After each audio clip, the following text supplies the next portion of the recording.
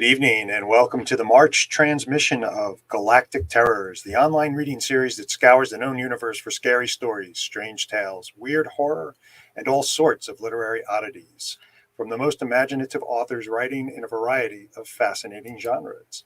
I am Jim Chambers, and with me tonight is Carol Gyzander. Hello, everybody. Happy Ides of March Eve. Is that a thing? Yeah. It is now. It is now. It'll be an internet meme by tomorrow. I should be so lucky. Cool.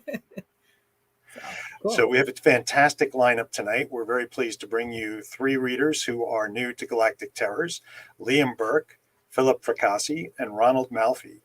And I think we're going to be hearing some great readings and great interviewing tonight. So make sure that you put your questions in the chat as we go along, and we'll be happy to share those with our guests.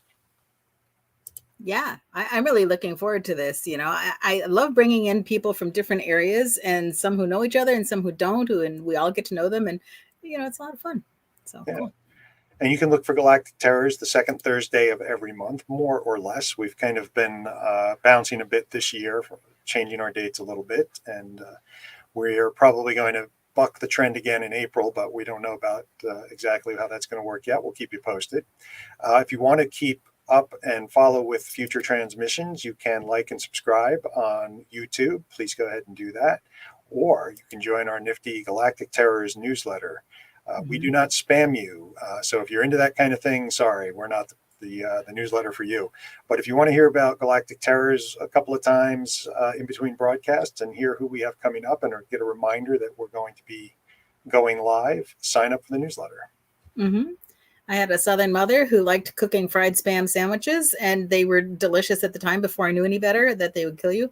But no, spam is not a cool thing. So we send out a little bit of information and a reminder that day with the links to get in. Awesome. So Carol, how are you doing? Good. It's been a month already, hasn't it? Wow. Wow. You know, it's I'm in the New York City area. Jim, you're in the New York City area, and it was over 70 degrees today. So I think spring is coming here. Yeah, it was beautiful today. It was nice. It was nice yesterday too, and my dogs are thrilled. They just want to be outside, running around, basking in the sun. So yeah, I always figure they must be confused over the winter. It's like, what happened to that, warm thing outside? Yeah, right. That's really fun. But there's some cool stuff going on. You know, we were joking about it being the eve of the Ides of March, but this is also just about the end of the voting period for the Bram Stoker Awards for those who are active members and can vote. So, Jim, yep. You're the one who's got your fingers in the pie for all that. I'm sure it keeps you a little bit busy to help. A little bit busy, a little bit dizzy. But yes, voting ends tomorrow, March 15th at midnight Pacific time. So if you're an active or lifetime member in the HWA, you should have received the ballot, and we hope you'll share your opinion on, some of the best works published or released in horror in 2023. And the recommendation portal and jury submission portals for the 2024 award season and for those works will be opening soon. So if you have stuff coming out this year and you're a horror writer, make sure you get that over to the Stoker jury so they can consider it. Mm-hmm. Yeah, there's a bunch of great stuff out already this year. That's pretty exciting. I have to confess, I always get confused talking about, 2024 awards. Wait, is that this year? Is that last year? It just makes me a little loopy.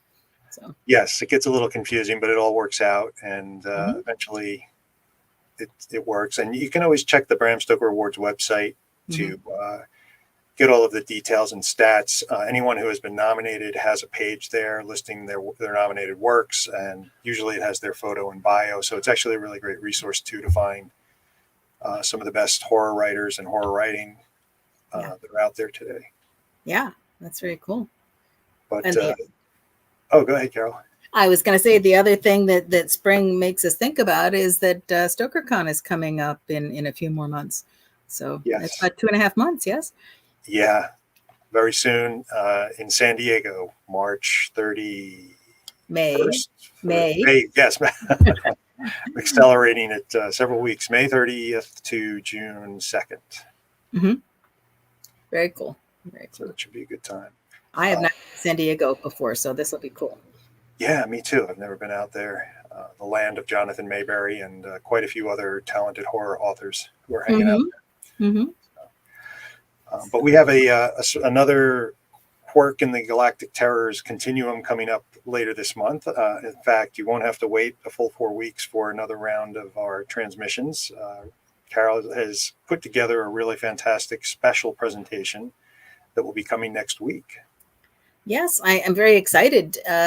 March is commonly referred to now as Women in Horror Month. It's something that's migrated back and forth a little bit. But we have 4 fascinating women horror authors coming out to talk with us.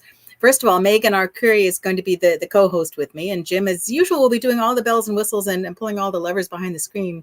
You know, I think of him as the guy in The Wizard of Oz, pulling a lever behind the curtain. So, yeah.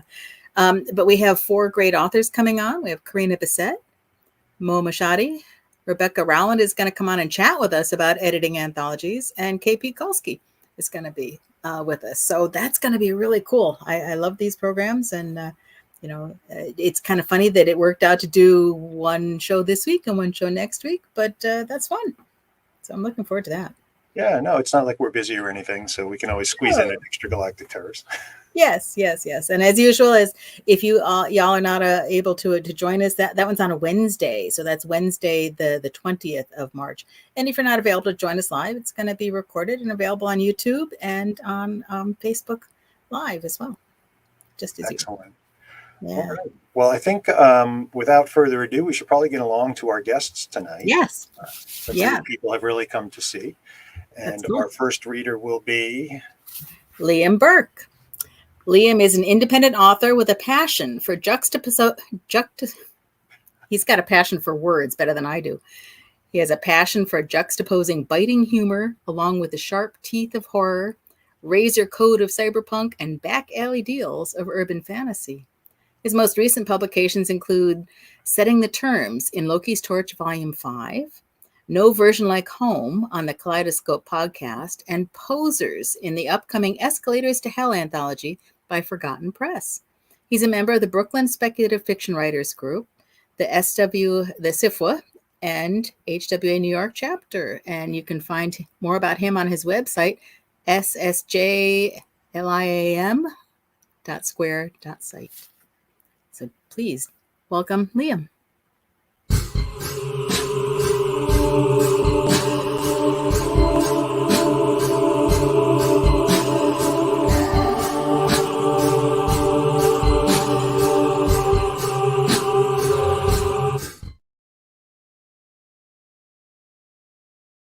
Good evening. I'm LIAM BURKE, and I will be reading an excerpt from my short story featured in Escalators to Hell, Shopping Mall Horrors, called Posers. Whoa, Francis said. He spun around, trying to look in every direction at once. Mina's posers weren't where she'd left them, and the multitudes of mannequins had moved as well. The posers were huddled in a store above the northern escalator. The others encircled the Fountain Plaza. Mina glared at them, but didn't say anything. Francis clearly thought they were cool. She didn't want to ruin that.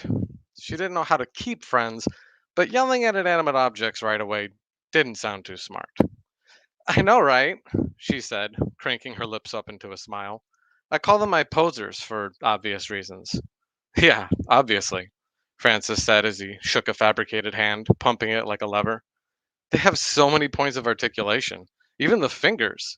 Uh-huh, Mina grunted as she pulled one of the children back down the escalator to the stage area. The ones up there are my favorites, the ones I used to act out my scenes. Francis lumbered over to help carry, shoulders hunched. Seeing him try to be small, Mina imagined all the people who tried to make them both feel minuscule. She saw their faces on the posers and suppressed a snarl.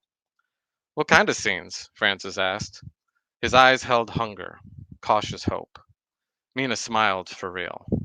Whatever kind I want. Francis was a delight. His mind was full of classic literature, anime, obscure sci-fi, pop culture, the works. Between the two of them, Mina's scenes went from petty sniping and casual misfortunes to full-blown tragedies. Having an extra person to lug posers around helped him try out fall from grace moments and spiteful comeuppances with a speed Mina would have never thought possible. Mary nearly caught her several times, but Mina avoided her. She'd become an expert at it.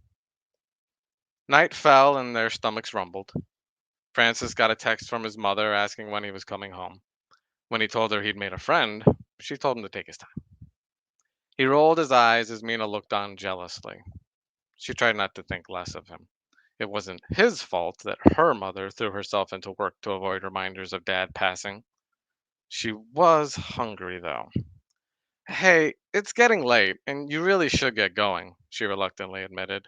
A breeze wafted through the corridors of the mall, as if it were sighing in relief. Your parents need you back too? Francis asked. The question was casual. Of course, he thought Mina's mom cared about her. Would it be weird if he knew she didn't? A worm of panic wriggled in her mind. She didn't answer. She froze, staring at her phone and its lack of messages. So, this was sweet, Francis went on, picking up the awkward vibe. I'm glad I met you. You have great stories in this place. He gestured with his phone at light at the gathering mannequins. It's so cool. I hope I don't lose interest. It happens sometimes. It's weird. I don't know. I guess I'll see you in school. One more scene, she blurted, and several of the posers pinged as their joints contracted, arms and legs pulling inward, protecting their torsos.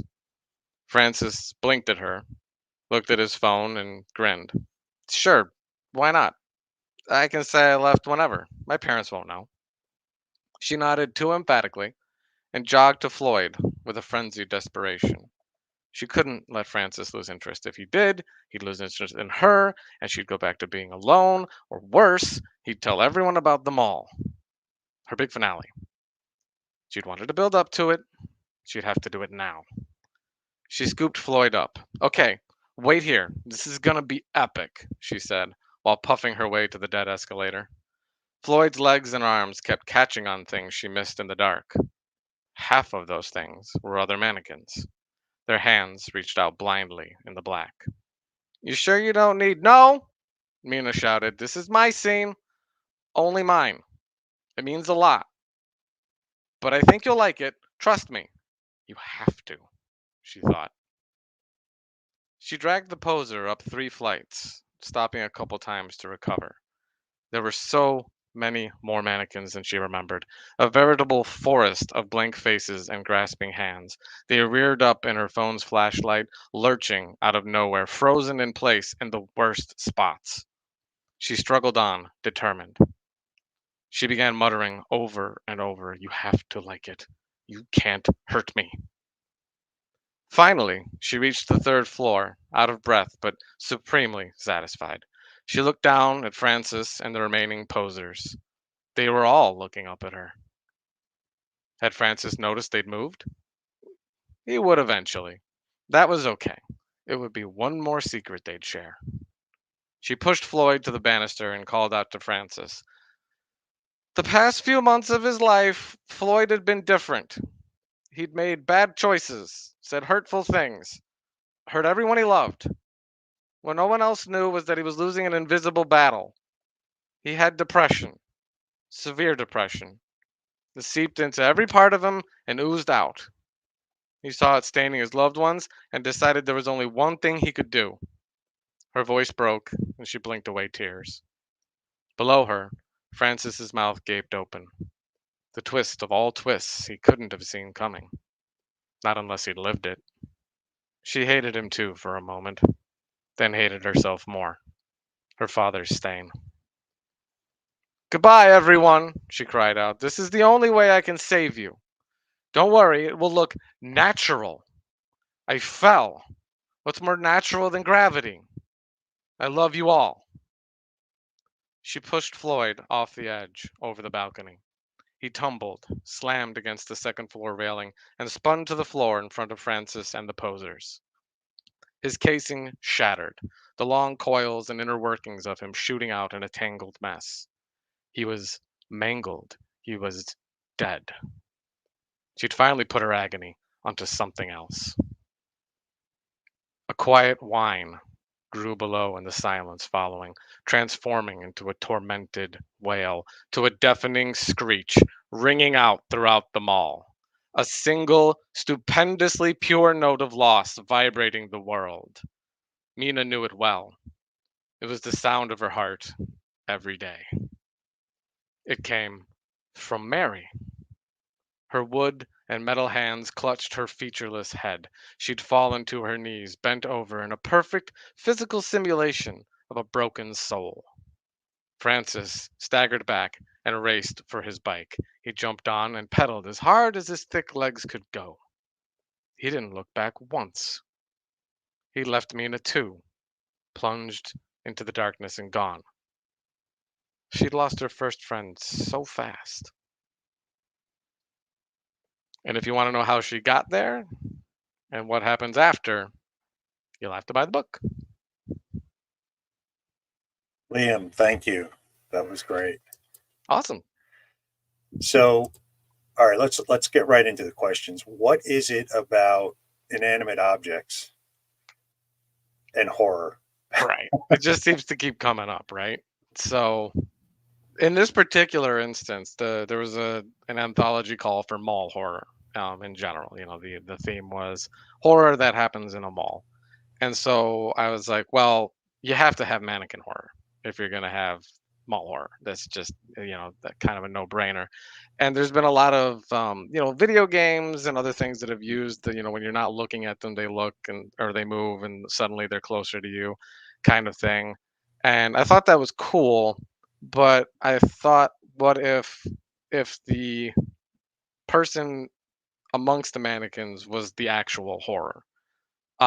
So in mine, Mina is going through some, trauma after, father has committed suicide. That's not a spoiler. That's like right off the bat, that. So she ends up finding this abandoned mall with these mannequins and, acting out horrible, horrible scenes, kind of like, displacing her trauma onto them instead.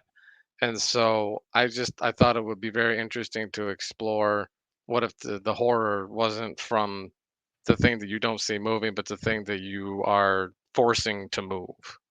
Like if you're the one making the inanimate object do the terrible things, usually that's a weapon or something like that. But what if it's all rooted in trauma? Yeah, so that's a cool twist on that, the sort of classic horror trope of the inanimate object that looks human in some way, a statue, a mannequin, a model, that, like as you said, when we're not looking, it comes to life, and then eventually, we converge in a tragic or horrific way. And so in this case, the mannequins have really become sort of the subject of the horror, the victims, right? The monster, not the monsters. Yeah, they're not getting stained necessarily by her evil or anything like that, but they're definitely it's a case of a victim becoming the victimizer kind of thing, but with the uncanny valley of inanimate objects that can move. And you wonder the entire time how much is going to be too much for these Right. things, and what are they going to do if they reach that limit. We have some questions from the audience. So this one is just for some clarification, and I think Sure. this would be clearer maybe when reading the complete story. Is Floyd a person or a mannequin? Floyd is a mannequin. Floyd is the mannequin. Floyd yes. is Floyd and Mary are the only two mannequins that I end up naming throughout the story. I considered naming like a whole family worth of them, but then I was like, nah, that's just too many mannequins to remember. So Floyd and Mary are like the stars of all the mannequins. And ironically enough, Mary keeps trying to reach out and grab Mina. Maybe for nefarious reasons, maybe for not. Interesting. So Floyd is the husband and represents her father. Okay, great. And this one is from Teal James Glenn. So how many nights at King's Plaza inspired this story, Liam? Well, you got me. It's where I live. My cot is there, and I just kind of like sleep there overnight. No one can get rid of me. Nah, it's I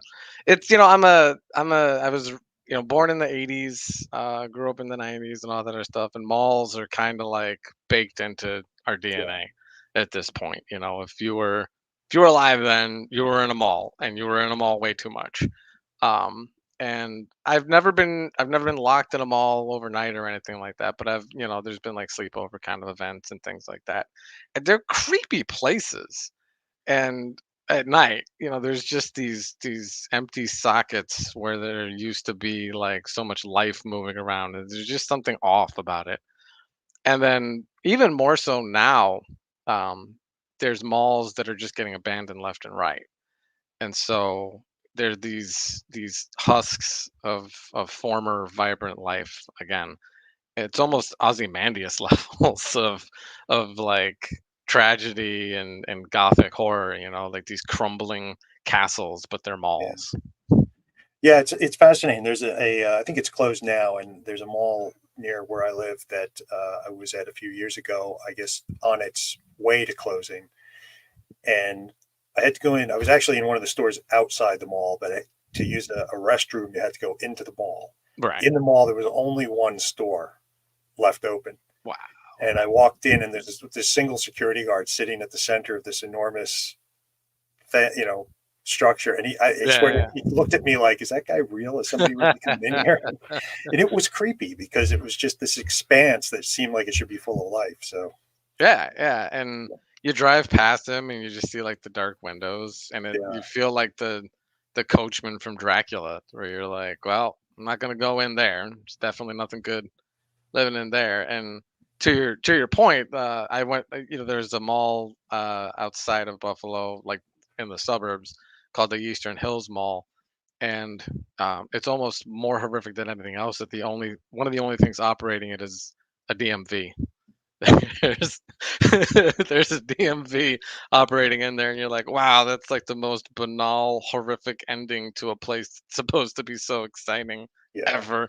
It sounds like something that slipped loose from one of the Rings of Hell, right? And the mall with the DMV. Like, what's the only thing that can live here anymore? Ah, the DMV. Yes. Right. That's great. So this is a horror story, Posers. Yes. And you describe your writing as being more than just horror. You're talking about cyberpunk, urban fantasy, horror. So do you typically write in one genre at a time, or do your stories tend to mix elements of those genres? Yeah, a lot of the time they end up crossing the streams. The cyberpunk ones, a little less, or a little more, I guess, depending on how you look at it, because cyberpunk is kind of horrific to begin with. Like there's these giant corporations that control everything. Everything's depressing. Everybody's got a modification that either drives them crazy or makes their life worse when they try to have it. So you can easily slip a lot of body horror into there, or some psychological horror stuff, or just helplessness, that kind of thing. Urban fantasy is way easier, I find, though, because if you're in an urban fantasy kind of setting, there's ghosts, there they are, there's vampires, there they are. So it's kind of almost, it's less subtle, but it's definitely, because it's less subtle, it's easier to classify it, I guess you would say. Right. But I find I end up creeping a lot of horror into my other um, genre work, just because that's kind of how my brain works. And things that I would consider not really all that horrific, other people are like, wow, that's messed up. Why did you do that? And I'm like, oh, you should meet my friends and contemporaries. Yeah, I think it's funny sometimes. I mean, as horror writers, I'm sure we've all gotten that kind of reaction occasionally, and we innocently sort of say, "Well, I don't know. That's just I mean, didn't seem that bad." it was bad. Yeah, they ate his foot, but I mean, they didn't eat his whole body or anything Right. like that. Weird. Terrific. Well, Liam, thank you so much for coming on to read, and we'll have you back at the end of the broadcast. We'll have everyone on to talk about what they have coming up next and chat a little bit more. Perfect. Thank you so much for having me. Thank you.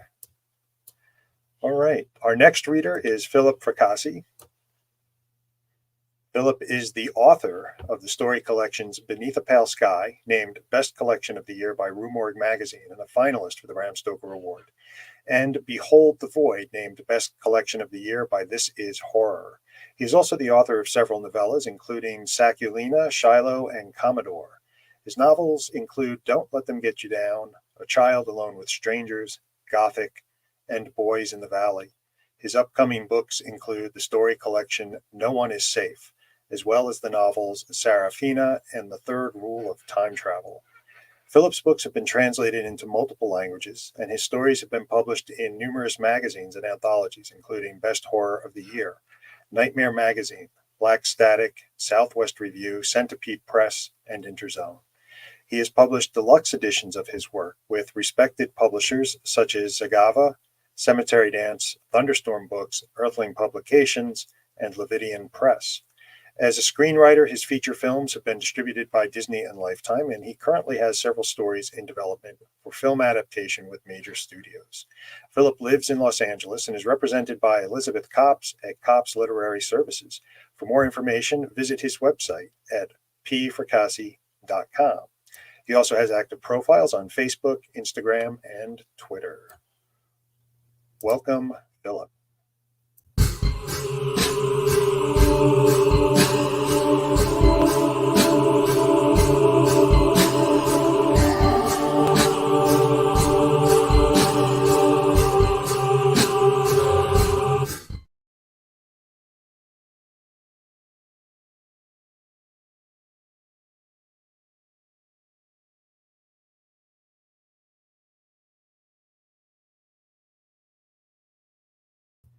Hey, Philip, I'm just popping in because you're muted. 3, 2. There we go. Yeah. All right. We will now Right, resume our regularly scheduled broadcast.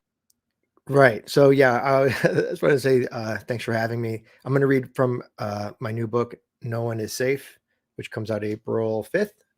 And I'm going to read from this story called Murder by Proxy, which you can get in this book. It was first published by Interzone Magazine, but it'll be in my upcoming collection as well. Murder by Proxy. The room is scarlet, a Valentine from hell. As a 20-year veteran in the most crime-ridden area of the city, I've seen things no man or woman should ever lay eyes on. But even I had to wince at the carnage inside apartment 327.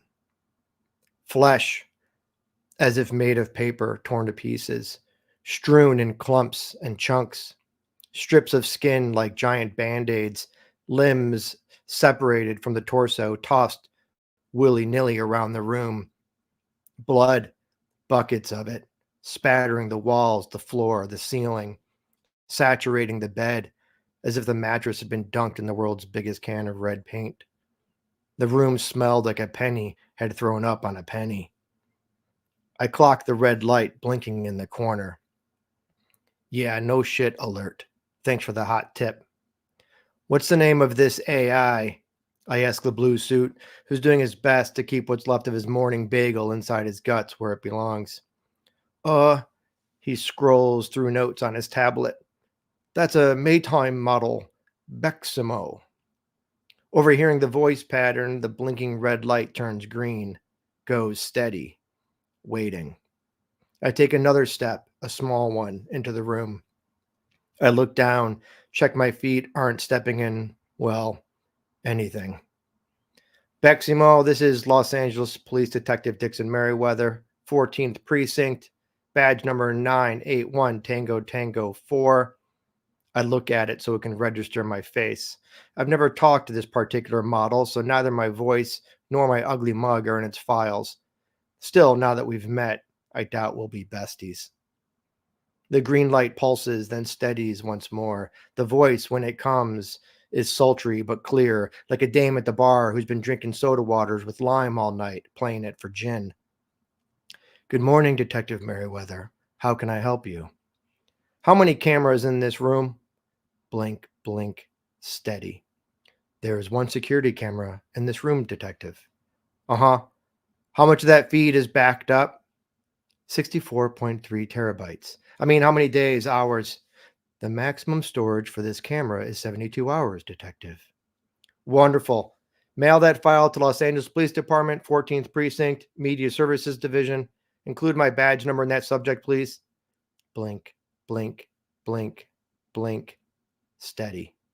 Message sent from Maytime servers. I grin. Nothing makes my day like cooperation. That's Jake. You're all right, Beximo. 5 stars. Thank you, Detective. Feedback noted. Don't let it go to your head, I mumble, turning to the blue suit with the green face. Call precinct to confirm that file arrived, and do it from the hall, will ya? You look like Lincoln on a fin. Yes, sir. He leaves, and I turn back once more to survey the scene. Studio apartment, Spartan and tidy. Bed, small dining table. One painting hung above a frayed couch. A bookcase crammed with paperbacks, which makes me think the guy is some sort of Luddite, paper being a novelty these days. Older guy, then. They'd get his file from the net soon enough. The floor is thin gray carpet, renter's carpet. The body is everywhere. But if the victim had been hit by a meteor, the epicenter of his remains would be just past the foot of the bed. Guy might have been tying his shoes, then what? He explodes? A crispy white suit enters the room, stands patiently behind me. I turn my head and see a halo of face. A young woman behind a plastic shield, the rest of her covered in a paper-thin hazmat suit. Our eyes lock a moment, long enough for her to arch a brow in response. Then I look shamedly down at my loafers, sans footies. My bad, Rose. For what it's worth, I didn't jump in the Red Sea over here. I nod toward the room, freshly drenched in blood. That's fine, Detective. Are you finished? My team would like to start. I am, but I give the space one last scan before my grand exit, checking for anything that might seem important. Reflexively, my eye falls on the steady green dot of the AI. Its white cylindrical body, the size of a pint glass, sprayed crimson. I'm done for now. I look forward to your report. My assumption is that mess is all one guy, but when you're looking at soup, it's hard to say what the ingredients are. You'll have it this afternoon, Detective. She waves a white mitt, indicating for her 3 similarly suited assistants to enter. It's like someone spilled a bag of marshmallows. And for the millionth time, I say, call me Dixie, will you? What do you mean there's a gap? Check the file I sent you, Detective. The tech, a kid we call Shake, on account of he always looks like someone just grabbed him and shook the hell out of him, and who I'd worked with before and trusted wholeheartedly, stares at me from the comm screen, hair mussed, glasses uneven, typical cop geek, but one who's good at his job. You'll see it, about 3 seconds. One moment our guy is walking and talking and 100% not exploded, then 3 seconds of nothing, and then, oil spill. Gazpacho. All right, thanks. Hey, wait, who could tamper with that video file? Shake gives a shrug that comes off like a tick. Assuming it's not a glitch, it'd have to be someone with access to the Maytime's servers. It's the primary place those AI unit feeds get stored. Local servers are in the city. Backup servers are redundantly placed all over the world. Uh-huh. So the global company who makes the gizmos has the only access? Gee, thanks. You just added 3,000 suspects to my list. All of them employees of Maytime. Not necessarily. If someone accessed those files and modified them, they'd want to cover it up, right? Smart boy. I nod. A good assumption. So you're talking about someone with access and the authority or clearance to erase their digital fingerprints. I think you're perp. Where's a tie, Detective? You could sell the Brooklyn Bridge, kid. Thanks. I click off and the screen goes dark. I slide my finger over the activity glass on the desk and tap the inbox icon, double tap the email, locate the file, double tap again. I flick my finger upward and the comm screen lights up with a full color visual of the Vic's apartment. I check the time code as I watch our guy, middle-aged and average as a winter sunset, dig in his pocket for who knows what, apparently not finding what he's looking for, then start walking toward the bathroom.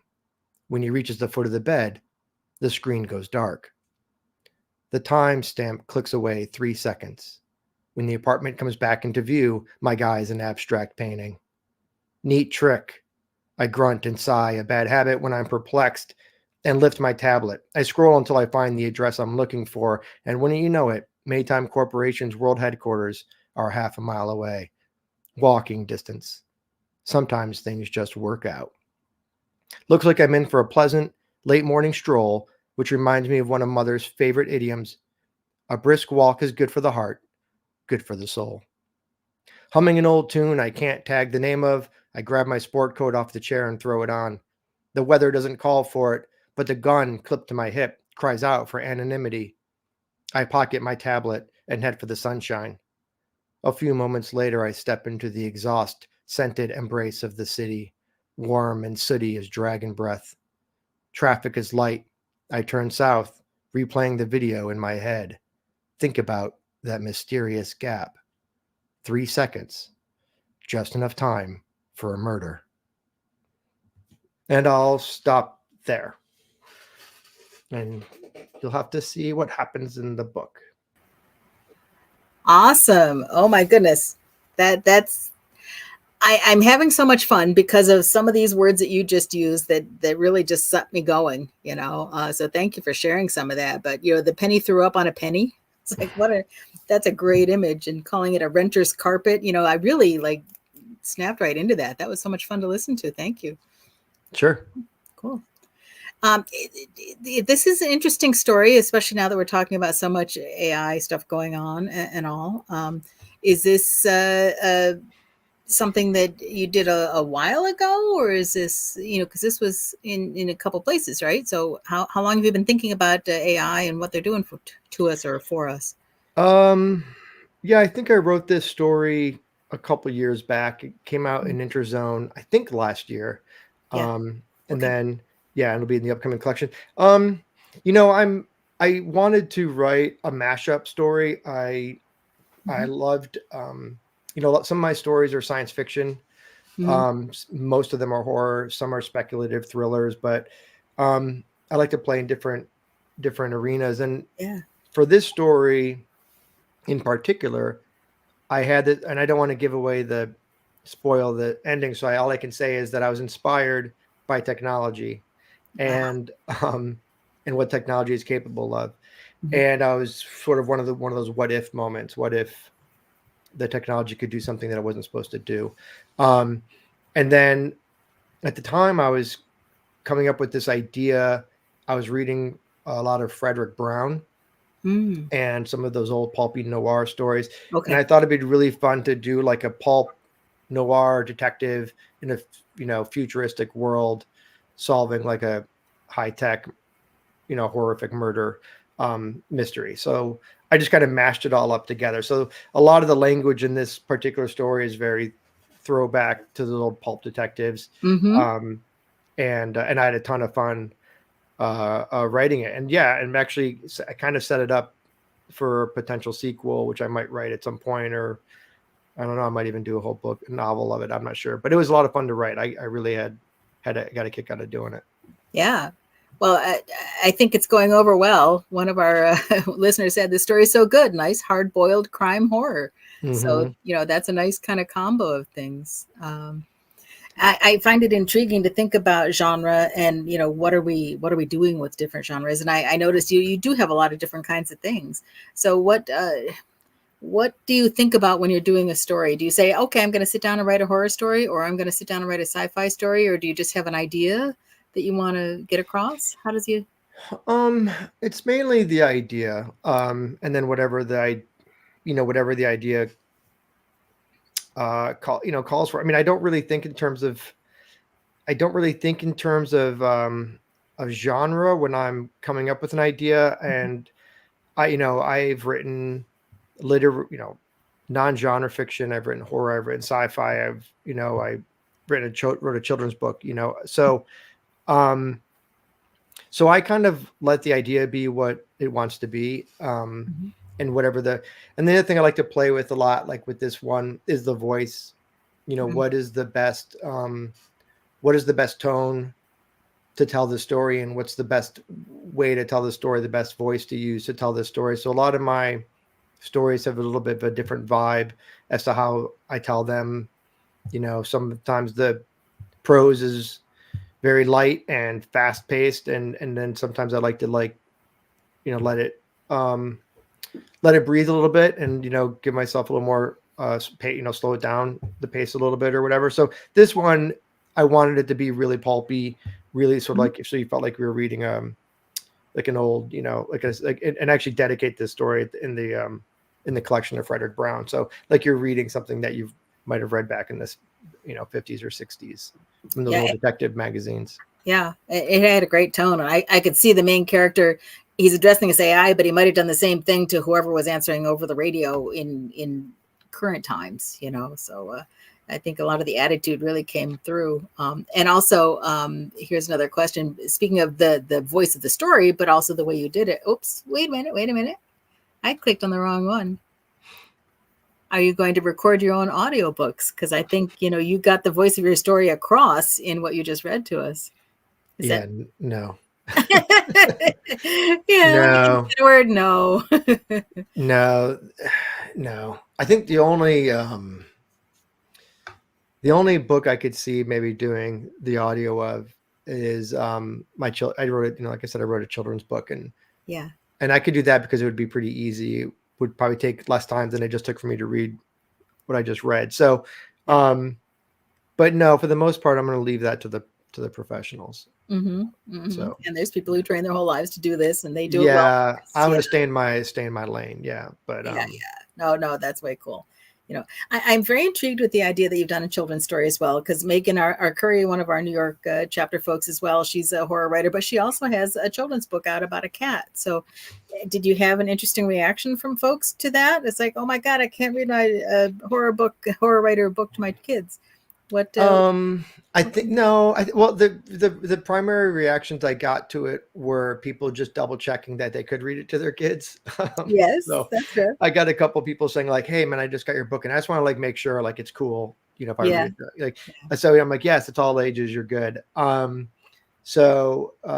yeah, no, it was just one of those things. I mean, like I said, I have an idea. It's just it takes different forms. I have another story that I want to write that would be like a middle grade book called The Belfry Miracle, and my next novel is horror, and then the novel after that is science fiction. So they are making me add a initial to my name for the science fiction book, so that one will be Philip D. Fracassi instead of Philip Fracassi. I guess just to stand out from the horror. Is that to kind of stand out, because it's going to be Orbit is releasing it in the UK and the US, so I think they want to make sure that it that booksellers and customers and readers and stuff know that that it's different. That's distinctive. Yeah, that's an interesting idea. Yeah, that's a good idea. Well, we're talking about all these different things that you can write. I think that's pretty cool. We have another question from somebody who's wondering, do you think authors need to write short stories first before they try writing novels? And he says many of his students believe that, because you've got short stories, you've got novels, screenplays. We'll come back to them. What do you think? I don't think there's any one way to do it. I mean, I know a lot of published authors who, as far as I know, have never published a short story. I personally, my personal journey was that I did start with short fiction. Even in, the horror space, when I started writing genre fiction back around 2015, I started with short stories. And then after I had done, I don't know, a dozen short stories, and I think my first story collection had already come out. It wasn't until then that I thought I maybe could tackle a novel, genre novel. So for me, that was the way I did it. I really enjoy writing short fiction, but now I really enjoy writing novels. So it's something that I've kind of grown into.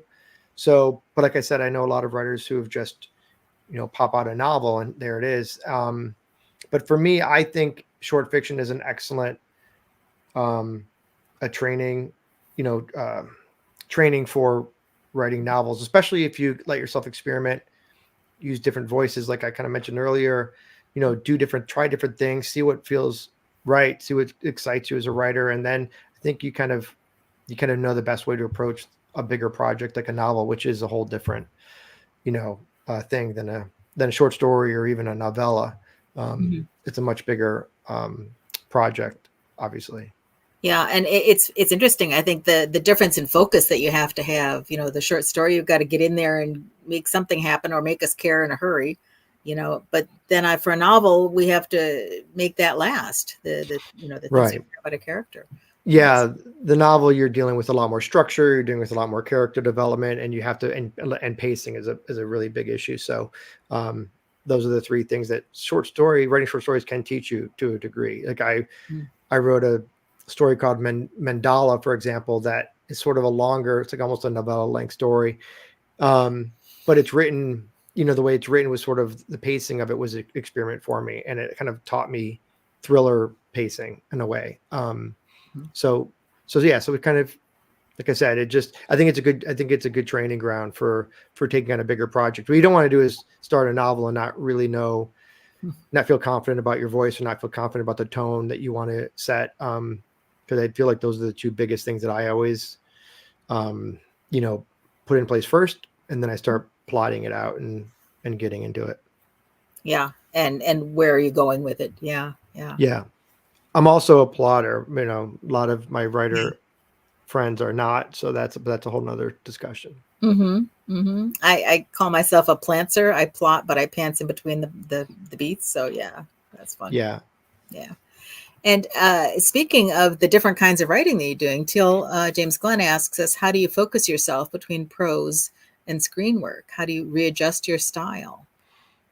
So these days I'm just writing fiction. I have written a few screenplays recently over the last few years, but when asked to do so, or when hired to do so, and I would like to do it more going forward.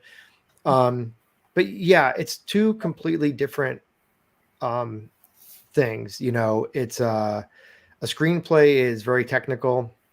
There are certain restrictions to writing a screenplay, and you do have to know some of the real life variables that come with making a movie or making a TV show out of your screenplay. There's things you just can't do that you won't be able to get away with. So you're worried about budget, you're worried about locations, you're worried about all these things that you don't think about when you're writing fiction. And also, like I said, it's just a different technical approach. Like when I write screenplays, you have to really outline. You have to know your act. You have to know your beats. I don't know if you could just wing it, but maybe some people can. But I think for the most part, it's got to be pretty structured. And it's a traditional 3-act structure, whether you wave from that or not. There's 15 beats or 22 beats or whatever structure you want to use. To some extent, you have to have a traditional movie or TV structure. So a lot of times, that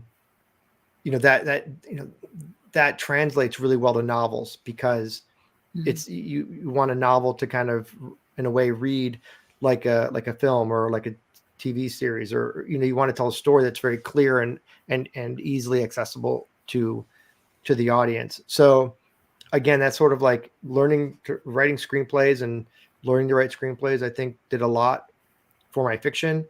Also taught me how to write dialogue and certain, to a certain extent, and pacing is a huge part of it. And the other thing with screenwriting is, last point I'll make about that is, the reason you have to be sort of technical about it is because you're not writing that screenplay for you. That screenplay is not going into a book with your name on it. It's going to a director and a producer and a cast of people and a crew and all these people that have, the production designer. Everything's got to, you're basically building a foundation upon which hundreds of people are building on top of. And whereas a story, it's all you. So it's just two very different approaches. Yeah. And I think it's interesting because when we read a book, we can make our own movie in our head. But if you're writing the screenplay, everybody's got to have somewhat the same movie in their head as they're going into it. Yeah, and you have to be able to describe things in a way that the director can clearly understand, that the production designer can clearly understand, that the location manager can understand. So you have, you can't be, you can't get flowery. You have to be clear and precise, and the structure has to be there, and the pacing has to be there, and the story has to be very easy to follow, and all that kind of stuff. So it's just different. Whereas I think with novels, you can get a lot more experimental, obviously, and you have a whole vast toolbox you can do with prose and character development, and you don't have to worry about budget. You can go into space anytime you want. It's all good. Right. I'm gonna go blast off again. Why not? Yeah, crash cars, blow buildings up, all good. Yeah. Yeah, you don't have to worry about the two cars matching when they do the second shot. Yeah, No. that's Right. really cool. Well, here's a good question, and then some of the questions are about stuff coming up in the future, so we'll come back to that. Oh my this God. just clicked on there. I don't know. That's a rumor. That's a guy trying to start vicious rumors. Okay, this is the one I was trying to get to, and it I just wish. came to me. Yeah, if someone's looking to read your work for the first time, what would you recommend? Oh, I'd recommend. I don't know. You know the thing is, everyone that I've interacted with or heard feedback from have different favorite stories and different favorite novels. So I guess the the gate that's the widest would probably be Boys in the Valley for a novel option, which is my recent Tor Nightfire release. And short story collection, I think you can start anywhere, but I'd start with, you might as well start with No One Is Safe, the new one. I think it's a lot of fun, very entertaining. It's a lot of it's my most recent work. So I would start with No One Is Safe if you want short stories, or Boys in the Valley if you want a novel. Okay. And I have had this image stuck in my head for the longest time. This is one of my favorite covers ever, is your Beneath the Pale Sky. And I just love that cover. It's just so cool. So anytime I get to show it to people, I do. I mean, I like to that's people. It's gorgeous. Yeah, that was done by Francois Valancourt. Yes. I love his work. And he's a real sweet guy too, isn't he?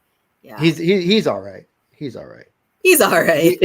We put up with him. This is actually an original painting, not the advanced reader copy part, but the rest of it is an original painting by Jim and Ruth Keegan. So I was really excited to be able to work with them. They just did a book with Centipede Press. They did The Long Walk by Stephen King for Centipede Press, and they do a lot of work with Centipede. So I was excited to be able to get them for the new book.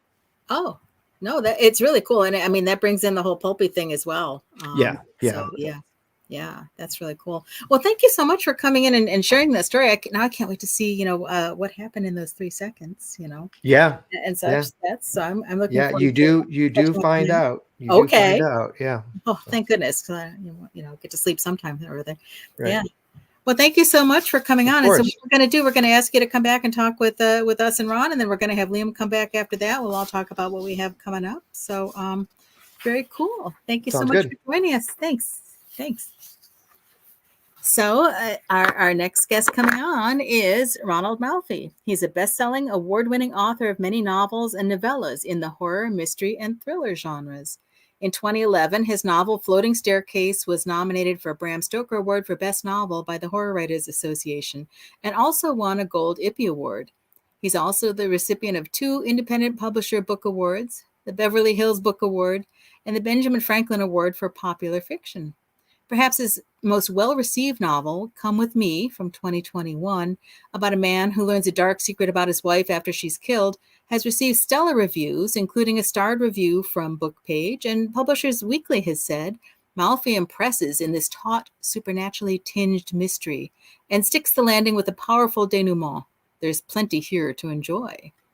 He was born in Brooklyn, New York in 1977, the eldest of 4 children, and eventually relocated to the Chesapeake Bay, where he resides with his family. When he's not writing, he's performing with the rock band Fear. Let's all welcome Ronald.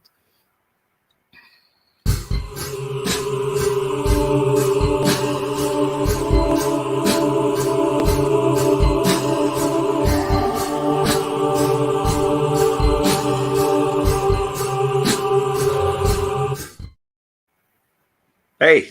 Hey, Ron. Thanks for joining us. How you guys doing? Good. Yeah. So just a heads up for our audience. Ron preferred not to do a reading, so we decided to just jump in straight to the Q&A. Well, I knew FRACASSI was just going to suck all the fun out of the room, so I didn't want to. Yeah, and you guys don't even know each other. No, I'm kidding. Yeah. But there's plenty for us to talk about too. I mean, you have, I was trying to figure this out, and I'm sure I missed one. But how many novels have you published now, Ron? I don't. 47. Yeah. I don't. I think 17 or 18, something like that. That's amazing. Wow. Wow. Mhm. Yeah. I just don't want to have a job, so I keep doing that. So do you consider writing as just fun and not a job? How do you look at it? It is a job. No, it is a job. It's just a job where I could just do what I want and drink. So it doesn't feel like a job, but it's a job. It's Yeah, been I a job. used to You spend some time playing guitars too. I do. Yeah, I have. Yeah, my band played a concert Tuesday night, and I still haven't recovered. I'm getting too old for a lot of this stuff. So yeah, so we go from book, doing a book signing somewhere, coming back, playing a concert, and then I don't know. And then I cry in my bathroom for about 7 hours a night. Just to kind of. Then you catch up. Yeah. Yeah. Where was the concert? The concert was in Baltimore. My band played with Power Man 5000. I don't know if you guys know that group, but not yet. That's Rob Zombie's brother's band. Yeah. Yes. Oh, cool. Cool. So here's something I like to ask anytime we have readers or authors on who do different creative outlets than just writing. Mm-hmm. I'm always curious about, is there any interaction between your musical life and your writing life? Does one influence the other? Do you take ideas from music for writing, or for writing for your music? Not so much in that regard. Actually, how they kind of play off each other is by kind of being a crutch for the other. If I'm working on a book and I just hit a spot where I writer's block, or I just can't keep going, I kind of switch gears and I pick up a guitar and I come down here and I play for a couple of days and I work on writing some music, and that, for whatever reason, that seems to open up the floodgates for the writing aspect, so I can get back to it after a few days. And it works in the reverse too. I write most of the music for the band that I'm in, and when we're working on an album, I'll write all these songs and I'll bring the skeleton of those songs to the band, and then we kind of flesh them out from there. But if I get into a spot where I'm not just creatively motivated anymore, I'll go and write fiction. And for some reason that frees up the musical thing. So I don't know. It's sort of like this weird, I don't know, clogged up vasectomy thing going on where I got to pop something out from wonder. I don't know. I'm doing a very poor job of explaining it. I don't know why it works that way, but it seems to. Yeah. Well, it's sort of, you change gears for a little bit and it frees up that subconscious part of the creative mind to work out the problems. But going along those lines, we do have a question from Mitch Hull. Mm-hmm. Have you ever written a story where the plot revolves around a musician or band? No, and that's kind of like what you were saying. So while they do tend to creatively free up each other, I never have any interest in writing about the music. And I get invited to a lot of anthology because editors know that I'm a musician, so I get invited to a lot of anthologies about horror meets music meets this whole Tenacious D weird chord devil's music story. It has no appeal to me whatsoever. I don't know, like I like to keep them completely separate. It just doesn't, I don't like blending the two, because I think for me it's almost like I like both aspects of that so much that it drains the focus from both. Like if I'm writing about music, I want to go play music. If I'm writing a song about writing a book, I want to go write a book. I keep them separate deliberately for that reason. Yeah, that's interesting. And this is going back a ways, but I remember years ago, we were, you and I were at a convention. I don't remember the exact context, a panel or something. And the question came up, do you listen to music while you write? And I remember you saying you do not, because you're a serious musician and it's too distracting for you to focus on writing with music. Probably didn't say I'm a serious musician, but you know what? I used to listen to a lot of music when I was writing when I was younger, and I guess maybe my focus was better and I wasn't drunk all the time. So I think all that comes into play. But no, I got albums that I wrote. Yeah. How many manuscripts to John Cougar Mellencamp's Scarecrow album? Or Bruce Springsteen's, live 1975, 1985 live album. Every time I hear those records, I think of like the stuff I wrote at that time. So maybe I'm misremembering and it was someone else. But like lately, so occasionally when I write, I'll pick a handful of records that I'll listen to that are mostly instrumental, either Yeah. movie soundtracks or I'm a big jazz fan, so I listen to a lot of jazz music, stuff like that.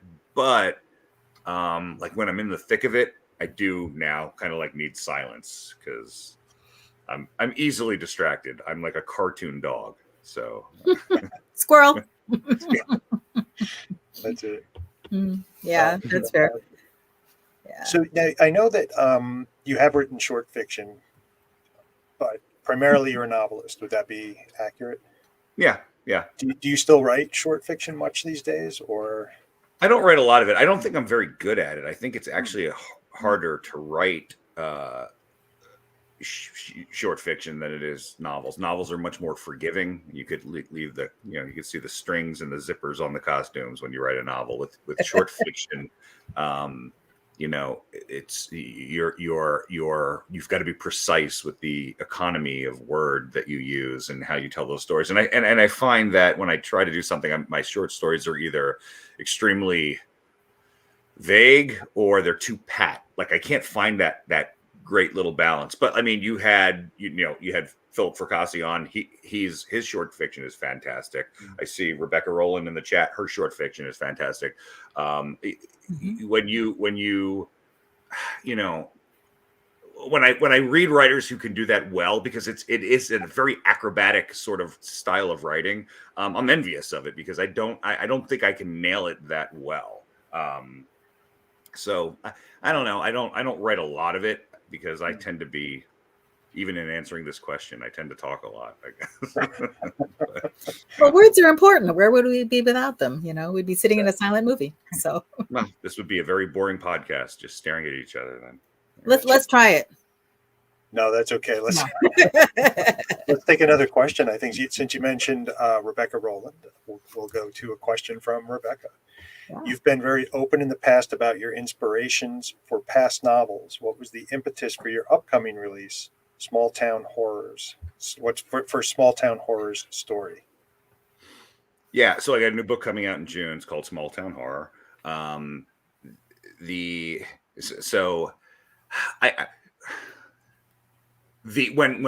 COVID was coming around, and the publishing industry didn't know what the hell was going on, and the film industry didn't know what was going on, and people were buying up a lot of material, but didn't know what to do with it. I wound up selling under option a lot of TV series based on my books. And I had a pretty good run. As far as, 1 million people in the country dying, it was a good time for me. Other than that, so we did a bunch of pitches to Hollywood, sold some TV series that never got made. But one of them, they were all based on my books. One of them happened to be an original concept that I came up with, which I was going to write a novel about, but I pitched it and I sold it as a TV series, and that was Small Town Horror. So as I'm working on the series, and I wrote the pilot script, and we were moving towards, getting it greenlit through the studio and all that, I also owed another novel to my publisher. So, and I couldn't write the novel to the show that I was now pitching, which was going to be my next book. So I had to come up with something else. So I wound up coming up with a book called Black Mouth. And Black Mouth is about a group of kids who are coerced into doing something terrible that has lasting effects throughout the rest of their lives, and they have to kind of cope with that and deal with that stuff. And that's very similar to what Small Town Horror is about, because I was thinking about both stories at the same time. I was writing Black Mouth, the novel, while I was writing the scripts, the TV scripts for Small Town Horror, and they're very similar stories. So after the series for Small Town Horror fell apart and the rights came back to me, I said, that's my next book. And I recognized that it was so close to thematically so close to Black Mouth that I didn't want to change a lot of it. I wanted to keep it that way. And instead of trying to pretend it wasn't so close, I kind of owned the closeness and said, okay, I'm going to use these two books as sort of like sister novels. They're photo negatives of each other. Black Mouth is a story about what happens when kids who are innocent are coerced into doing something terrible. Small Town Horror is a story about kids who are terrible doing something terrible. And I kind of like that juxtaposition. So I like how they feed off of each other a little bit. And that's a very good question. That's fantastic. So you could read either book standalone, but if you read both, you're going to maybe get thematically more out of it. Yeah. I mean, I in a glance even mentioned the characters from Black Mouth in Small Town Horror, so I kind of own that connection there. Yeah, but they're standalone. It's an interesting thing because Clay Chapman just said recently that a lot of his characters make bad decisions, but based on good intention. But in this one, you're talking about they're not good people to start with. So yeah, and you know, it's sort of, as a writer, you're always kind of looking for challenges, right? So for me, it's easy to write a book like Black Mouth where the kids are innocents and you feel compassion towards them and understand their plight. It's a lot harder to write a story where your characters are your heroes are the villains, right? And get your readers to buy onto that. And some of the tricks of that trade are to, you know, present them in a way that gets your readers to buy into them and sympathize with them early, and then you flip the script and let your readers know you're reading, you know, you were on the wrong side. You know, you're tricked, right? And I like that because I like people to feel uncomfortable. So now, here's an interesting comment, and I have to confess, I don't think I've read this story, but maybe you can tell us a little bit about the Jeff Word has said he's only read one Malfi story, Dinner Party, and he's still recovering. Sorry. or thank you. I was thinking, you know, it's horror. That's a compliment. I guess so. Yeah. No, I all right. Like, so, yeah. So my short stories are mostly terrible. That one, I think I like it. I used to read it a lot when I hate doing public readings. That's why we're talking now. But whenever I would do one, I would read that story because it's like a Twilight Zone episode a little bit. The whole thing kind of leads up to the punchline, and that last sentence, I love to read it out loud and then watch everybody in the audience just kind of go, wait, what happened? You know, and yeah, that's if I can make a room full of people uncomfortable, that's my wheelhouse. So. And we're not talking about your music. No, we're talking about your words. Yeah. Well, the music will also make you uncomfortable. Oh, that's fun. Yeah.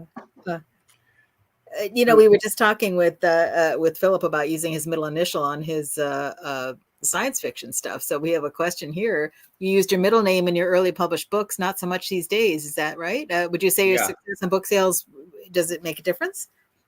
I don't know if it made a difference. I used my middle name up until my book Snow was published with Leisure Books, and it was my first mass market deal. And I worked with Don Doria, who was a big, a well-known stalwart editor in this genre for years. And he recommended it. He said, "Hey, drop the middle name. It confuses people." I never really asked him what that meant. But all I could picture is like people trying to alphabetize authors at a bookstore shelf, and you get some knucklehead going, "I don't know how to do this. Let's put it under D or R or M or whatever." But so I dropped it after his recommendation, and that's how it stayed. Okay. Interesting. There we go. Yeah. Huh. I mean, I always thought that was sort of a goal for authors, is to have 3 initials before their last name, or 2 middle and JR. Well, I figure once I'm caught as a serial killer, they'll throw that name back in because they all have 3 names too. So either way, it'll pop up again. Oh wow! So here's an interesting question from Jacqueline Matias. I'm sorry if I'm mispronouncing your name. What book and/or music event are you most looking forward to this year? For myself or from other people? I don't know. Yes. I'm thinking, let's put it that way. As a reader or a music listener, what are you most looking forward to? As a reader, you know what? I've heard so much buzz about Josh Mallerman's new book, and I love Josh, and his stuff is very eclectic and all over the place. So I'm looking forward to finding time to sit down and read with that. That's what's Incidents Around the House or whatever. So that's what I'm looking forward to. Musically, Man, you know what? I'm so like, I wish I had time to like enjoy music. Every concert I've been to lately, with the exception, I got dragged to a Journey and Toto show by a group of friends recently. But I mean, hey, look, Journey's fine.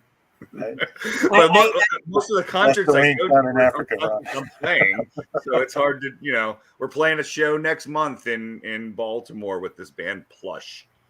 It's April 27th. It's the day before my birthday, so if anybody out there wants to come out and buy me a birthday drink, do that. That'd be fun.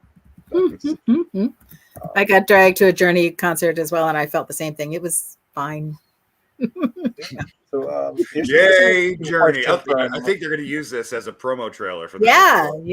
Well, no, they're good. Like, I don't know, 30 years ago. Everybody has an off night. I have a funny Journey story because last time I saw Journey, they played with Def Leppard. I'm like, well, let's do this, and then they didn't. So I just paid a lot of money for Coors Light. But, because they can. Yeah. What were you going to say, Jim? Oh, not for tonight, but another time. I have a funny Journey story to tell you. Okay. At AuthorCon or something. Yeah. Are you going to be there? Are you going to be there this year? Yeah, I'm planning. I will. To. Yeah. So it should be good. Should be fun. That's maybe. Cool. I have an idea. What if we ask Philip to come back and join us for a few minutes, and in a few minutes we'll get Liam back in? What do you think? Let's do it. Sounds Bring him in. good. Yeah, let me bring Philip on. As we do that, though, I think there's another question here from Gabby Triana that I thought. I missed that. Yeah. What would you say are the most common themes that run through your stories? Yeah. While you're thinking about that, we'll bring in Philip to distract you. Yeah. My common themes are pretty on their sleeve. It's a lot of regret, a lot of remorse, a lot of confused identity. As far as who the people think they are or want to be. I got a lot of brothers in my stories, a lot of relationship story, because of that. I have brothers in real life. So I do see those kind of things recurring, but I do like the I'm a big fan of the man against himself concept. So they're always dealing with some kind of inner turmoil on top of whatever external thing is going on. Yeah. I don't know where I get that from. Yeah. Philip, what's up, man? How are you, my friend? I'm good. I was just listening to your Q&A. It was fascinating. Yeah. Yeah. You look fascinated. This is it. This is all you get. This is the fascinated face. That's cool. Any burning questions, Philip? Well, I was listening to Ron talk about how he doesn't write short stories, and I was interested about but you write a lot of novellas, Ron, which is interesting because I mean you write almost prolifically. Like you just had your 2 novella collections come out.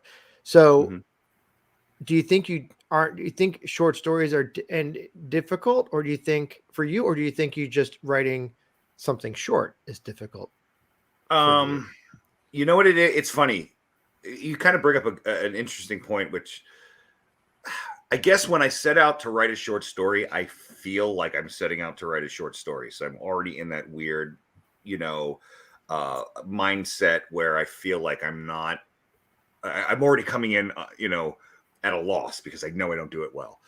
So I feel that when I go in to write a short story. With a novella, I don't go into the novellas writing a novella. I go into them telling a story. And if this thing goes 500 pages, great. If it ends at 200 pages, well, then it's a novella. And it is a different approach. And I think that the difference in that approach really resonates in how those stories are told. So I don't have that same sort of, feeling of inferiority when I'm writing a novella versus a short story. My novellas tend to be long.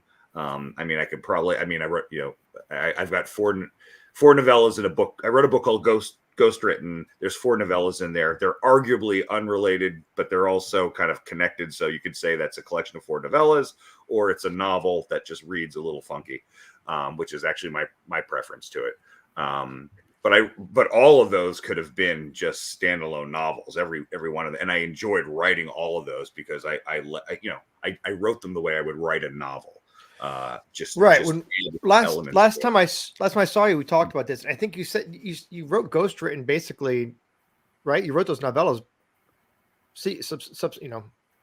Subsequently, they one after another, right? Yeah. So it was almost like you were writing it as a novel, but just broke it up into. And They Lurk that's 4 totally separate stories, right?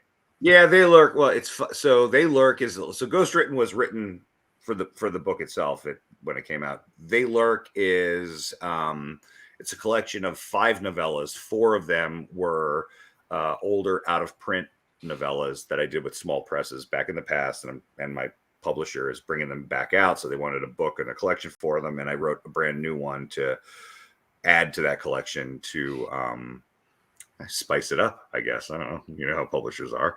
Sure. But but thematically they all kind of fit together.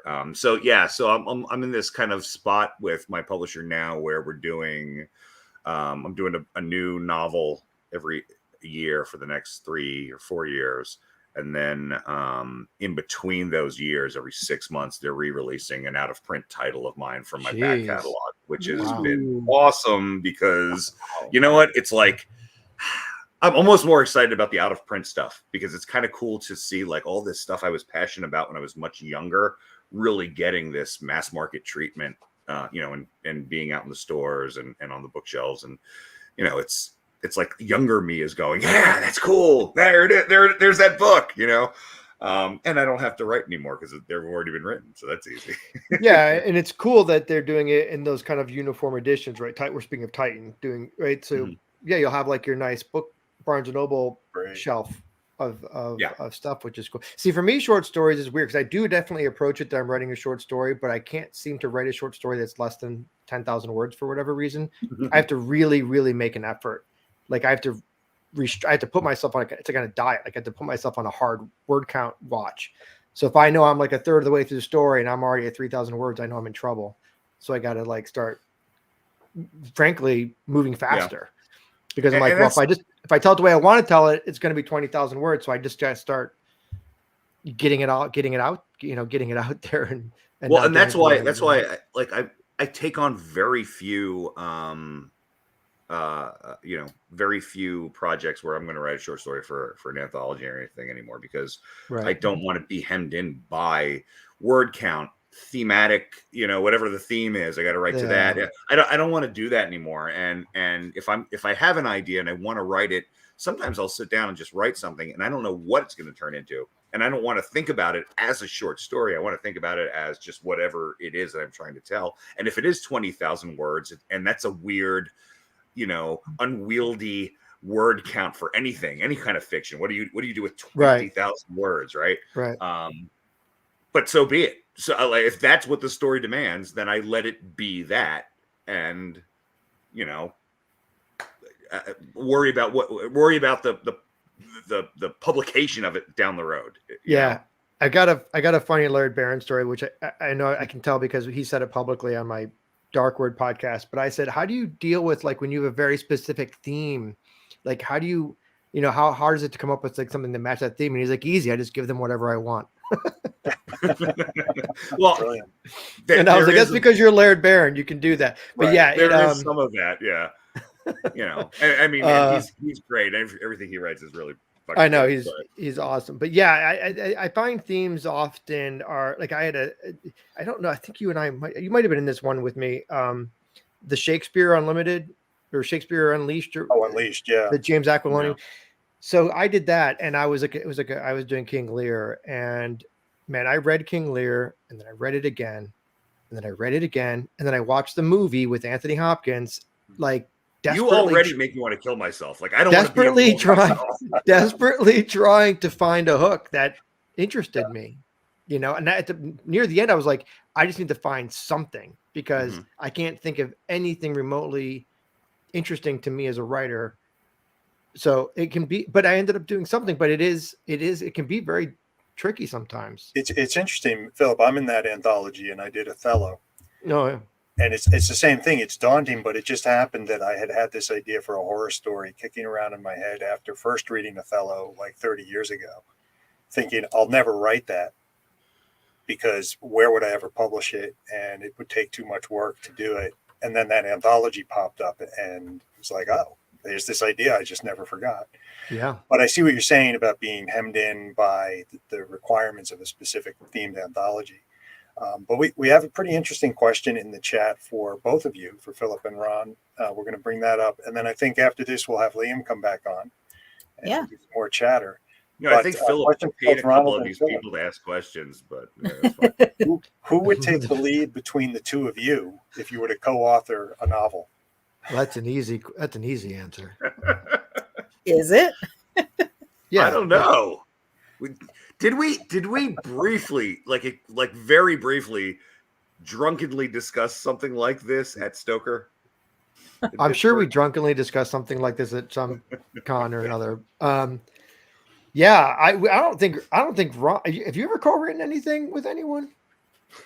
I have not. I'm a pain in the ass. You're a very selfish person. Yeah, I can't imagine it. I wrote I've got half a novel manuscript written with the author Greg Giffune.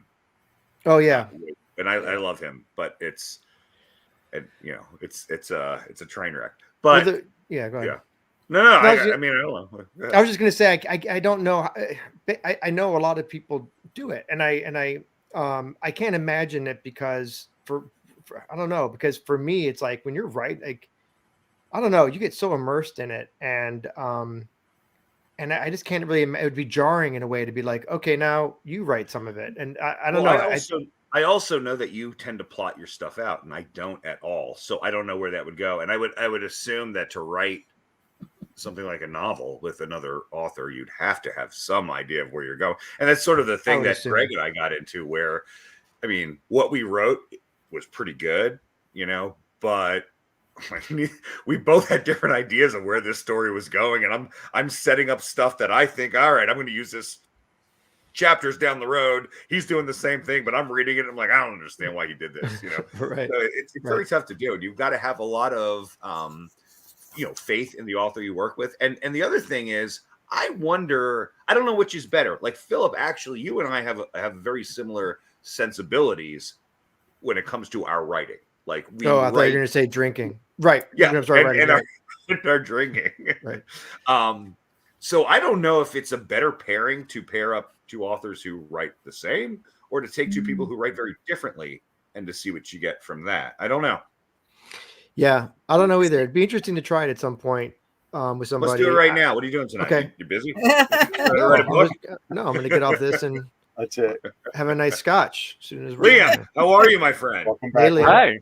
Hi. Nice to see everybody.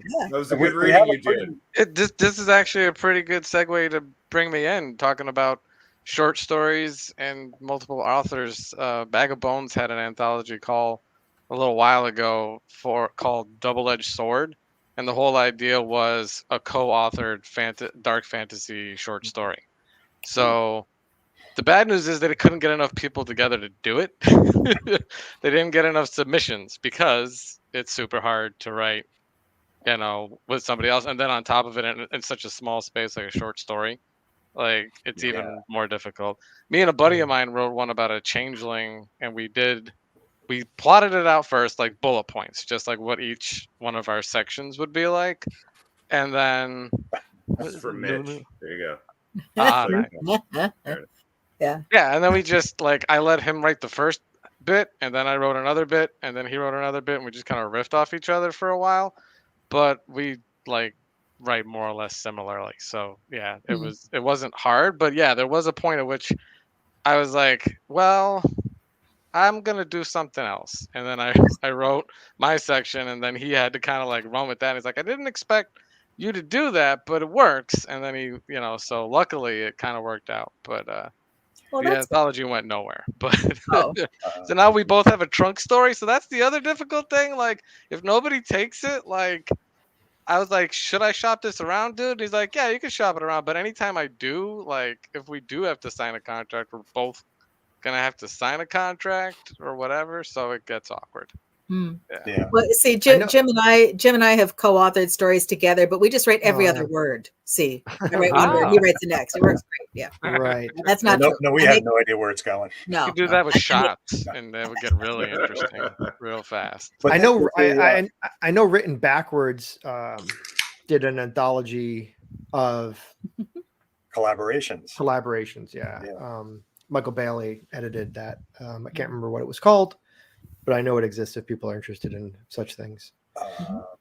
Was that one? I think it was one of the Chiral Mad series. It might have been one of the Chiral Like Mads. volume Yeah. 4. I'm in that one, so I should know. Oh yeah, there you go. Oh well, there you go. Yeah. So it's on your end, I kind of snuck in sideways though. The collaboration was actually a comic book story. Oh, So interesting. it was writer artist. Now that's a kind of collaboration I would very much like to do one day. I would love to do. I get very jealous when I see authors talk about their comic books that they're doing, and I would love to work with an artist on doing something like that at some point if I have the opportunity. I think that would be a lot of fun as far as collaborations are concerned. Yeah. Cool. So there's a comment. This is an interesting perspective. I'd love to hear what everyone thinks about this in terms of their own writing. So this is from the Jeff Word. Gary Larson once said it was the limitations of the one panel format that made the Far Side so inventive. So maybe limitations can get good results. Do you find that helps you sometimes to define a project, or do you really just prefer to sort of go where the ideas lead you? Yes.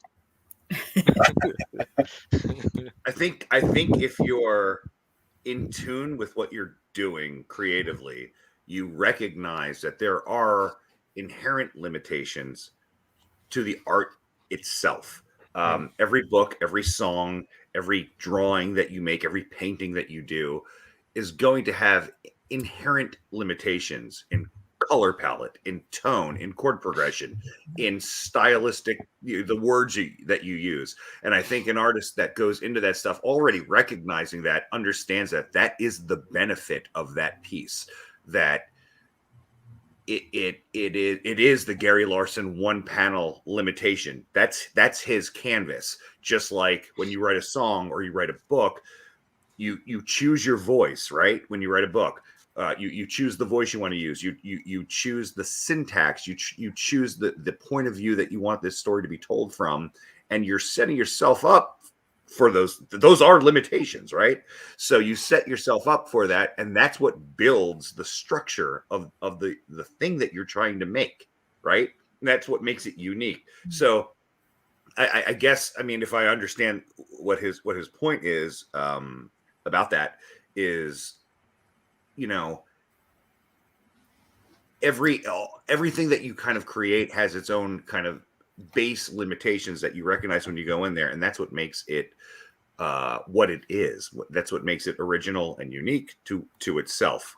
And I'm probably rambling, but I think I had a good idea when I started. Philip, that made a lot of sense. Yeah, it was interesting.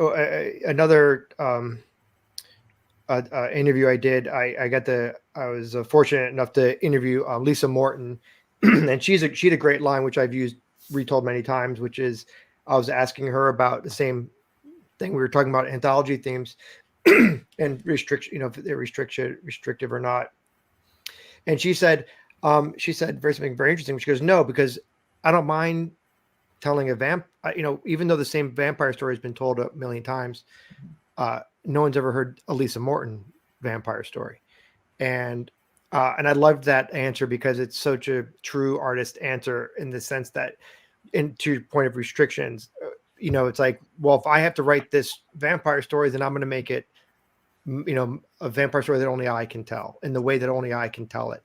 And that can be a fascinating exercise. Like I wrote a vampire story for the first time. That's actually in this next book. And I just trying to find out, there's a part of me that was sort of thinking it through, like, well, what would be a vampire story that I would want to tell?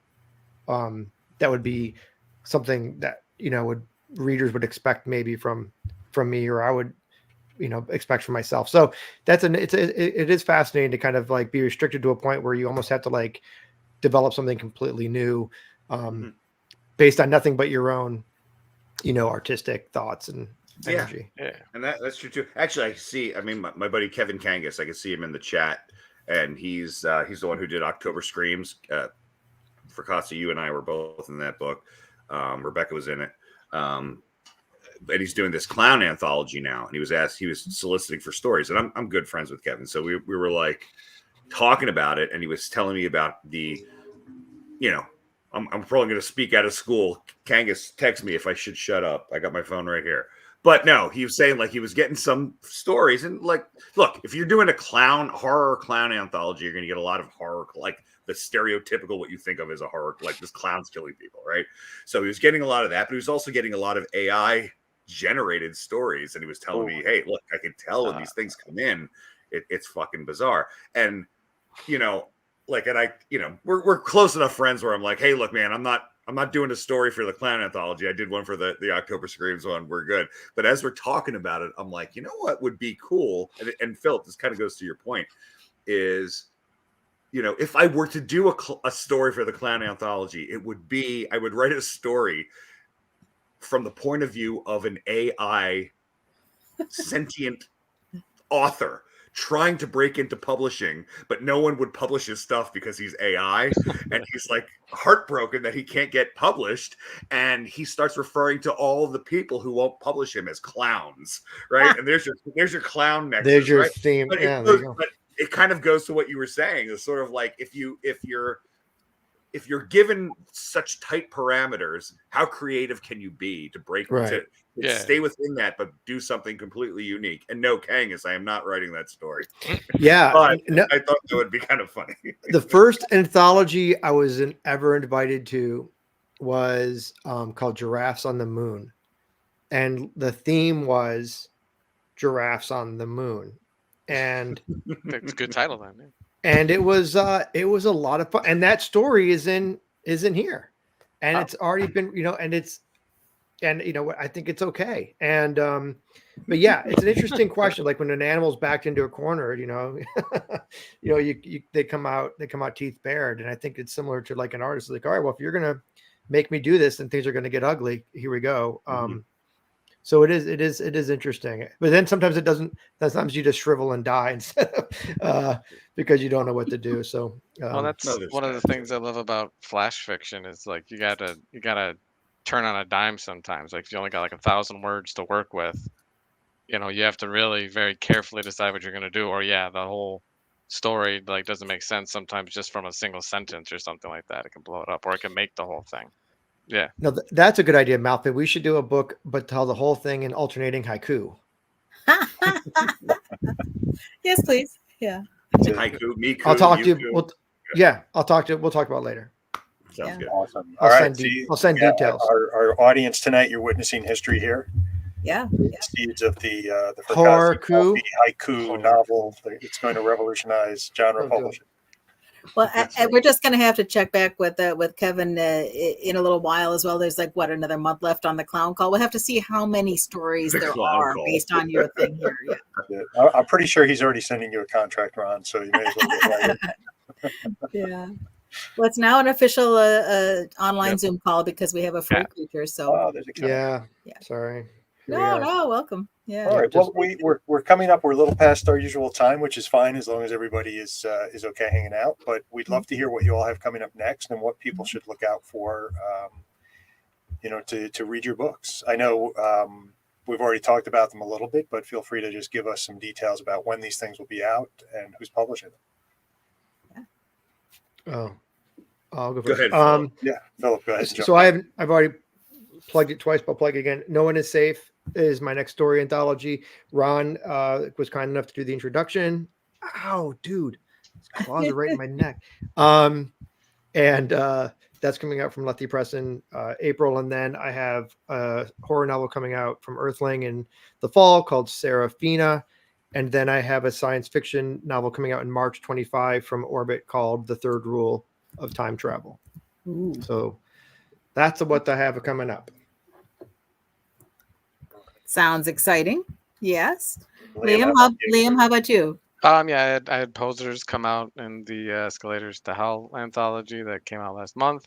I don't have anything else specifically coming out, but I am working on the third draft of the novel that I'm working on, Remnants of Death, which Yeah.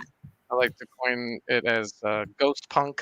There's a lot of punk out there, but mine is ghost punk.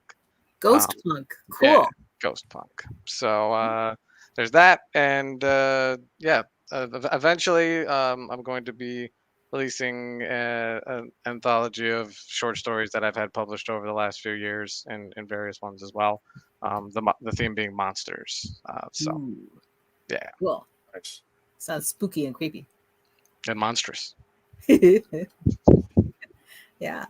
Ron, what's coming up for you? Small Town Horror comes out June 4th. I'm going to be at the Stoker Awards the weekend it comes out. So I'm going to set something up in San Diego. And anybody who's out there who wants to come out and buy a book, and I think we're shooting for Mysterious Galaxies, the books that are out there. And then I'm going to work my way east on that tour. And Cool. I mean that's the big thing. So I'll be at the Stoker Con. Ron, I'll come to your party. I don't need your pity. No, Philip. it's okay. I want to be there. No, really. You're gonna come with your notebook with horror haikus. I know. It's just because you said free booze, Ron. Yeah. Yeah. Just wear a can't wig tell and a if that- nose. If that just That's went fine. over wrong, Philip, That's or fine. if that We was can just a beautifully savage. What happened? I'm missing. Sorry, because my cat peed on my hand, so I'm a little Oh I'm my a little gosh. distracted right now. No, it's cool. I'm gonna Sorry, wash it in a minute. It's gonna be great.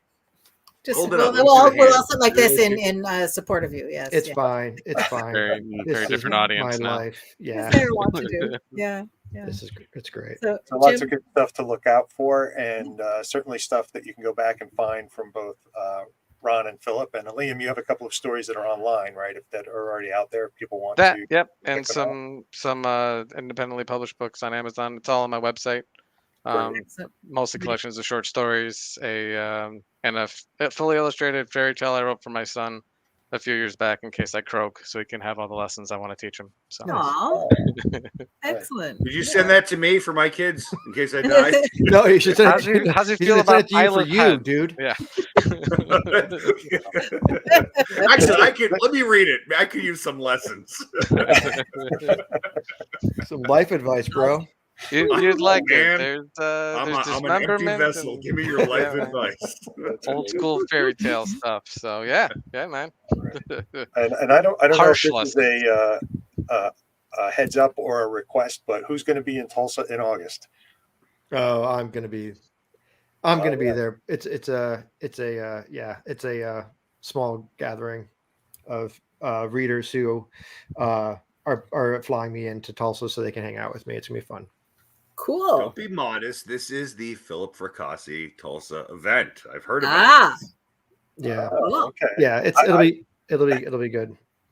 Because I honestly was sounding a little creepy there for a moment. A small I group. just- it. no, I just- It'll be great. You can tell what kind of caliber of writer Philip is that he's going to Tulsa in August.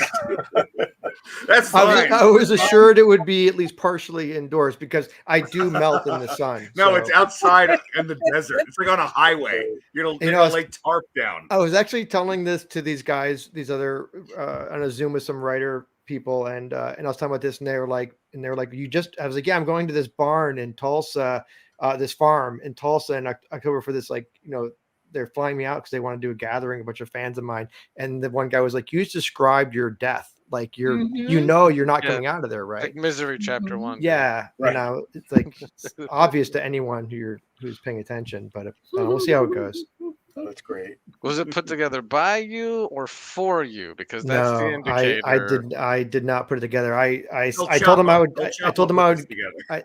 I told them I would go, but I said, please, I don't want to make any decisions. I have enough on my plate. But no, it's there's a group on Facebook called FRACASSI Freaks, and the admins of that group basically put it together. That's So fantastic. sounds great. Seriously, sounds like a real honor. it's I'm a little embarrassed about it, but yeah, I mean, it's fun. Yeah, it's gonna be great. I'm very excited to go and see everyone. cool. That's terrific. Jim, what Yeah, do you have coming up? what day is that? I may show up. I don't It's know. Friday the 13th. Friday the 13th of August. What could in go Tulsa? wrong? I think I they don't might. even know. Yeah. Where's You should- Tulsa? That's Dude, Oklahoma, right? You should That come. sounds terrible. It's No, at a I'm serious. brewery. I love Tulsa. It's gonna be at a brewery. It's gonna be perfect. All right, I'm in. Let's do And it. it's going to be very low key and subdued. But Philip has to wear a crown. That sounds like him. Yeah. That's fair. No. Yeah. No. Malfi's very good at embarrassing me in public, so I'm kind of hoping he's a no-show for this one. But you never know. He'll be there in costume. I won't be there at all, except for when you have to leave and go to the airport. I'm going to be your driver. That'll be like the end scene where the credits Right. roll. Like, As I'm knocking on the safety glass. Where are we That's going, right. driver? This And is you are the way to never the heard from airport. again. Yeah. With a red nose and a wig. Yeah. They breaks out the clown and shit. And yeah, here we go. Yeah, it's the AI clown driver. Yeah. I'm sure it'll be fine. Yeah. Great. That sounds I like a have great event. story. Cool. Carol, what do you have? Anything coming up that we should be on the lookout for? Yeah, I have a Poe-inspired story in a anthology called Nevermore coming out from John Hartness and Falstaff Books, which is very cool. And some other stuff coming soon. So we can talk about soon. How about you, Jim? The big thing I have is a new anthology that I edited for Hippocampus Press called Where the Silent Ones Watch, which is a gathering of stories inspired by the works that were set in the worlds of William Hope Hodgson. So House on the Borderland, The Nightlands, Pirates, The Boats of the Glencarrig, all sorts of cool stuff like that. So I just recently announced the project, and over the next few weeks, if you're interested in finding out who's going to be in it, just follow me or look me up on Facebook or Instagram. I'll be posting, teasing out snippets there of the authors. Cool. You do such a great job taking, the old classics and getting people to be inspired by them in the modern day, which is really cool. There are some really wild modern takes on Hodgson in this, so I'm kind of excited to see how it goes over with Hodgson readers. Yeah. Well, we have one more cool show coming up this month. Also, I'm just going to put this over everybody's face. We have a Women in Horror special show Wednesday, March 20th, which is just next week. And Megan Arcuri and I will be co-hosting this show. It's got Karina Bissett, Mo Mashadi, Rebecca Rowland, KP Kulski coming. Oh, this is the old picture. That's not correct. I accidentally put in there that she was one of the guests of honor for Stoker, and I put up the wrong picture. My apologies, because I was conflating things. But KP Kulski is a fabulous author, and I can't wait to hear her words and her works. Yeah. So that's coming up next Wednesday, and we will put an event up on our HWA New York Facebook page, like we often do. And those of you who are on our newsletter will get some more news. And if you're not signed up, please do. Like we said, we don't send spam sandwiches anymore, like my mom used to make. Just a couple newsletters a month. And you can go ahead and like and subscribe our YouTube channel if you want to follow future Galactic Terrors transmissions. All right. Yes, indeed. Well, thank you so much for joining us, everybody. This has been so much fun. So many cool words and, very different stories, but very cool. Thank you. Yeah, Thank you appreciate very much it. for having us. Yeah. Thank you. It's been a blast. Thank you to the audience for hanging out with us tonight and for asking some great questions. And we hope to see you on future Galactic Terrors broadcasts. Thanks. I'm gonna go wash my hand now. That's fair. Fair enough. All right. All right. Thanks, everyone. Thanks, guys.